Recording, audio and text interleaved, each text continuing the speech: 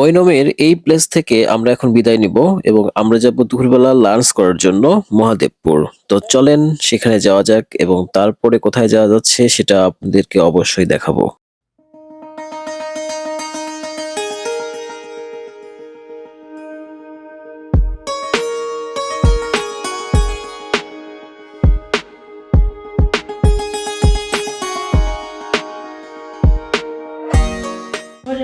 ভাই মুরগি দেন। আমরা চলে আসলাম মহাদেবপুর এই যে খাওয়ার জন্য রেস্টুরেন্টে, দেখতেই পাচ্ছেন। এটা তো আমার এক প্লেটে পেট ভরবে না। আমার যা তো লাগে খানা যা খান খেলেন।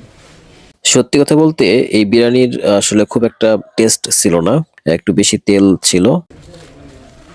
দুটা দেশি মুরগি লান এই পার একটা ওই পার একটা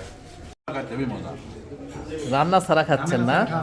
তবে পাহাড়পুরেটা সবথেকে বেশি মজা মুসলিম ভাই বলে চাইলে দেন যে মুসলিম ভাইয়ের রান্না আমরা খাচ্ছি।